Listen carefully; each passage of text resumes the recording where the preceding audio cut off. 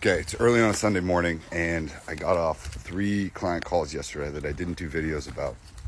But all of them were centered around relationships and dating. So these 3 clients, all awesome women who are successful in their own right, doing their own thing, and crushing life, are going through some breakups and are struggling with kind of revamping how they think about breakups. And so I had similar discussions with each, but there's a principle that I kind of want to share with people going through a breakup. And that is that relationships are designed to help you advance and learn as a human being. Your job is to learn, it's to grow, it's to adapt. And what happens when we go through a breakup, doesn't matter what age, male, female, or undisclosed, when you go through a breakup, you haven't learned the lesson of the breakup. So your brain operates on a feedback loop that typically looks like a circle. And your brain can go around and around and around. And then your brain can move on to the next thing, from neuron to neuron to neuron.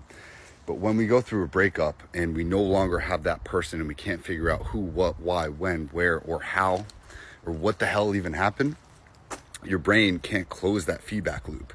So your brain just goes from this to this to this to this. And that's why you spend so much time ruminating. And rumination is the #1 sign of depression, okay, and anxiety.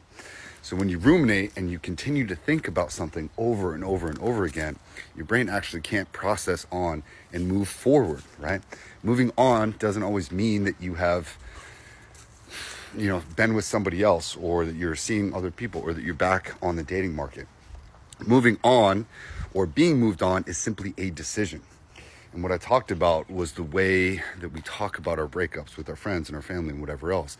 Talking about your problems, talking about your breakups, talking about whatever you're going through leads to more rumination, not only for you, but for your friends and your family. And it doesn't allow that lesson to be learned, so you can't close that feedback loop, so you can't move on. So how you do this is you reverse engineer it, right? The last thing I said there was move on. You start telling yourself that you've already moved on, and you tell yourself the lesson. You get to write the story of the lesson from that relationship, from that breakup. You write it, you figure it out, you can make it up. So one of my old breakups, I decided that person was in my life for all those years because they had to get me to a certain point where I ended up doing this thing so that I can go and help other people.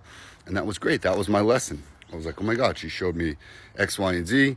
She was a huge part of my life. And I'm so thankful for that. That's a lesson. She had to be in my life, and she had to leave at that point so I could go and do this next thing. That was it. So as soon as I did that, I closed that feedback loop, was able to learn that lesson, and I told my brain that I had already moved on. That's the goal. So start telling your brain you've already moved on, #1. Stop ruminating.